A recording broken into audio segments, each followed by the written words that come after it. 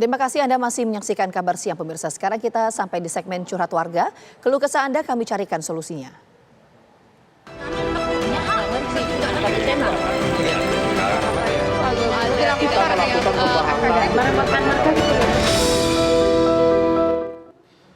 Pemirsa, pasar Tanah Abang yang identik ramai dan penuh sesak kini seolah mati suri. Sejumlah pedagang bahkan terpaksa gulung tikar dan menutup gerainya akibat sepinya pengunjung.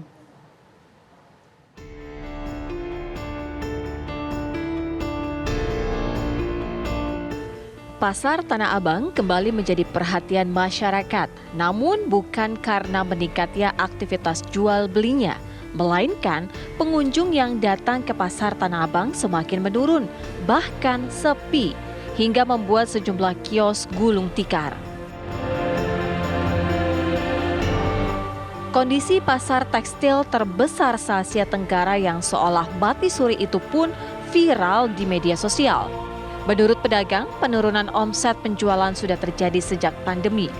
Namun selesainya pandemi tak lantas membuat penjualan di Pasar Tanah Abang membaik. Persaingan perdagangan online yang semakin sengit ditenggarai menjadi penyebab anjloknya omset pedagang. Penjualan tekstil melalui media sosial seperti TikTok Shop yang membandrol barang dengan harga yang sangat miring membuat konsumen berpaling dari pasar konvensional. Tak hanya itu, pedagang Tanah Abang juga babak belur karena gempuran produk impor yang dijual secara daring dengan harga yang sangat murah. Tim TV One mengabarkan.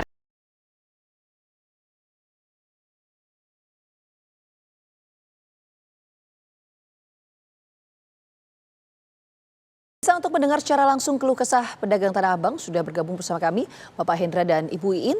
Lalu kami juga sudah terhubung melalui sambungan Zoom dengan Wakil Ketua Komisi Pengawas Persaingan Usaha atau KPPU, Guntur Syahputra Saragih. Kami juga ajak Anda berdialog interaktif di nomor yang tertera di layar kaca Anda. Saya mungkin pertama mau menuju ke Pak Hendra dan juga Bu Iin terlebih dahulu. Pak Hendra, Bu Iin, kalau Pak Hendra dan Bu Iin ini sudah berapa lama berjualan di Pasar Tanah Abang? Kalau saya dari tahun 90-an saya dagang di Tanah Abang. Tapi baru kali-kali ini betul-betul sepi. Dan bahkan saya tahun ini tutup toko.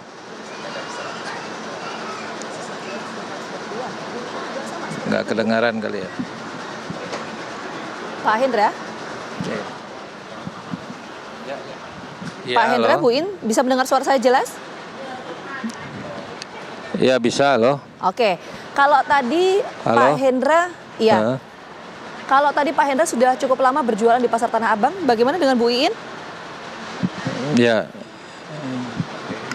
Saya dari tahun 2015, tapi dampaknya sangat-sangat buruk di tahun ini. Waktu masih pandemi masih bagus-bagus saja, tapi sejak habis Lebaran ini benar-benar anjlok. Saya yang tadinya ada karyawan, sekarang tidak ada lagi karyawan. Oke. Sama sekali ya Bu ya?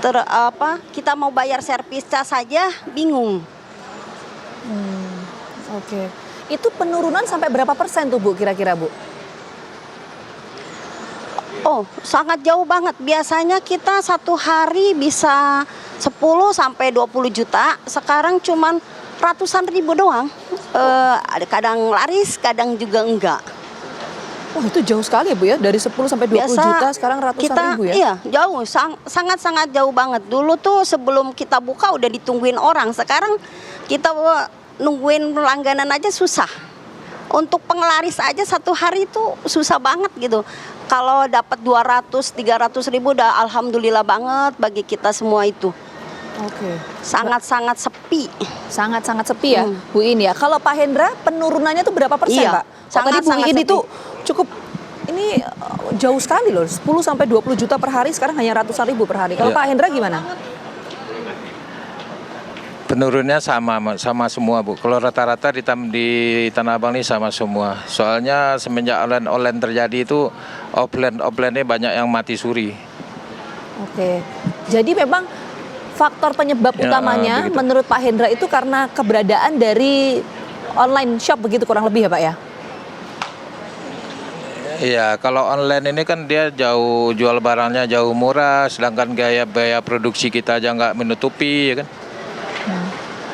Oke. Jadi memang kami dari pedagang memang meminta bagaimana solusinya dari pemerintahan supaya online ini dibatasi apa bagaimana itu. Oke, baik. Nah, Supaya offline ini bisa jalan lagi kayak dulu kala. oke, karena itu harapan dari Pak Hendra, begitupun juga Bu Iin, agar ada Iya, pembatasan iya, soal online iya, shop ini. betul. Nah, kebetulan Pak Hendra, Bu Iin, kita juga sudah terhubung bersama dengan Pak Guntur. Ini selaku Wakil Ketua Komisi Pengawas Persaingan Usaha KPPU, Pak Guntur. Ini sudah mendengar suara dari Pak Hendra dan juga Bu Iin. Ingin ada pembatasan untuk online shop. Itu seperti apa, Pak?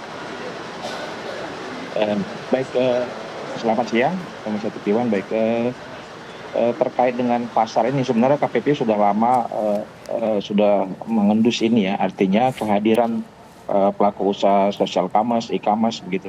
Itu mengapa dalam beberapa waktu yang lalu kami sudah mendorong juga untuk dilahirkan aturan tentang undang-undang pasar digital, karena seyogianya karena ini bisnis, seyogianya makanya apa hal-hal yang diatur dalam pasar konvensional juga ada diatur dalam pasar digital. Contoh sederhana, dalam hal perlindungan konsumen, pelaku usaha di pasar konvensional itu diatur oleh perlindungan konsumen. Bagaimana dengan yang di pasar digital? Kemudian juga tentang pajak dan tentang aturan-aturan terkait dengan standarisasi produk. Hal ini seharusnya berlaku sama, begitu, sehingga apa? Sehingga biaya yang ditanggung oleh pasar konvensional, kayak Bu Iin tadi, itu juga ditanggung oleh pasar digital. Sehingga ketika pemberlakuannya sama, level playing field-nya sama, maka dia bisa berkompetisi di pasar. Dan kembali lagi, ketika memang pemerintah mau memberikan keberpihakan, monggo itu kepada pihak sasaran yang diinginkan. Namun kembali bahwasannya yang digital ini perlu diatur dan tidak perlu harus terlambat, kita harus bisa mengatur tentang pasar digital. Karena apa? Karena misalnya saja hari ini barang-barang di situ bisa murah. Pertanyaannya sederhana, apakah ketentuan-ketentuan dalam perlindungan konsumen berlaku untuk barang-barang ini? Apakah misalnya saja standarisasi produk berlaku? Sementara kalau di pasar lokal itu berlaku, pasar konvensional. Sehingga ini seharusnya menjadi kepentingan kita bersama, stakeholder semua, karena bukan apa-apa, tidak hanya di sini nantinya, di hal-hal yang lain, dan yang terpenting juga kita melindungi konsumen kita gitu. Jadi sebenarnya perlindungan konsumen tidak hanya dalam konteks pasar konvensional non digital, yang digital juga. Bahkan sebenarnya perlindungan konsumen digital itu lebih mudah karena dia sistemnya sudah terprogram oleh seperti TikTok atau Shopee seperti itu, sehingga mudah untuk melakukan penelusuran. Gitu mungkin, Mbak. Oke, Pak, tapi sejauh ini implementasi di lapangan itu apa sih yang menjadi kendala sehingga undang-undang ini belum diberlakukan atau diimplementasikan di lapangan? Ya, barangkali ini bicara prioritas tentunya ya di problematika di peraturan ya, ada banyak yang dianggap, tapi saya pikir ini perlu didorong dan ini menjadi prioritas. Karena apa? Perlahan-lahan pasar digitalnya makin besar nantinya. Mungkin beberapa tahun yang lalu kita masih belum melihat ini berdampak besar. Kita kemarin mungkin di ride hailing ya, di pasar angkutan ojek dulu kemarin yang sempat ramai juga. Dan toh pada akhirnya dia juga harus masuk ke dalam aturan dalam bisnis transportasi. Ini juga e-commerce juga harus sama, karena kalau ini tidak terjadi, maka akan ada ketimpangan persaingan antara non konvensional. Walaupun sebenarnya kalau kita lihat digital ini bisa kita lihat sebagai opportunity. Namun kembali lagi, tiap-tiap orang berhak juga untuk memutuskan. Kalau kita lihat dari statistik BPS masih banyak, lebih dari hampir 70% itu memang memutuskan untuk tidak ikut dalam pasar e-commerce, dan itu pilihan masing-masing dengan konsekuensi masing-masing. Tapi kembali lagi, kalau ini diatur, hal-hal baik dari sistem pasar digital ini bisa kita dapatkan, dan tentunya persaingan yang sehat antar pelaku usaha masih tetap kita jaga. Oke, baik, saya mau ke Pak Hendra dan Bu Iin lagi kalau gitu. Yang diharapkan tadi soal pembatasan untuk pasar digital dan konvensional itu seperti apa sih Pak yang diharapkan sebetulnya dari Pak Hendra dan Bu Iin? Ya sebenarnya kalau umpama pasar digital Mbak, pasar-pasar tradisional atau Kak Tanah Abang nih, pasar terbesar Asia Mati Suri itu gimana solusinya? Soalnya kadang-kadang kita ini kan yang muda-muda masih bisa bersaing lah, yang tua-tua ini bagaimana mau lihat untuk digital lagi, Mbak?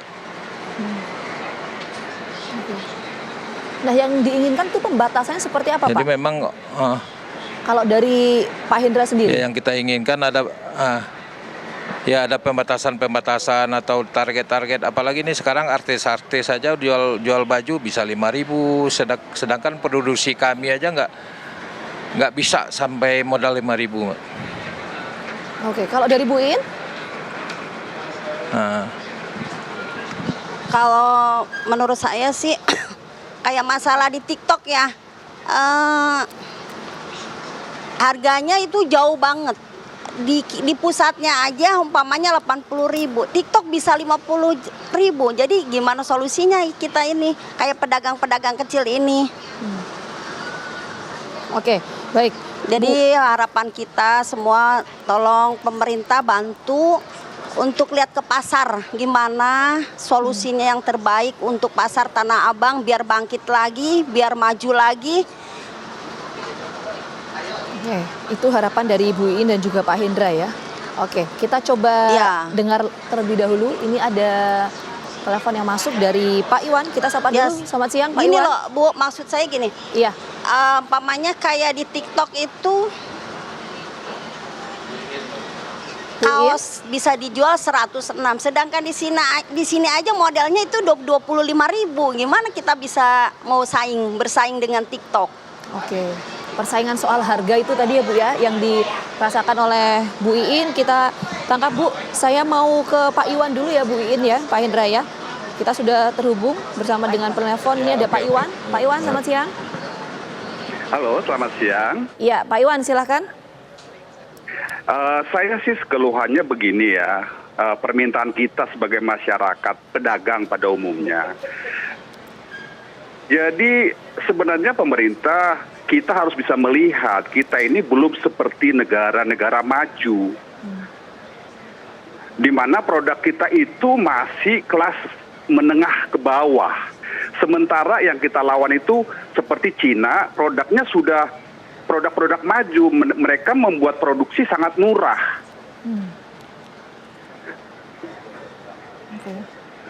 Nah, untuk itu yang kita tahu TikTok sendiri di Cina itu tidak bisa memasarkan atau menjual produk, dia hanya medsos.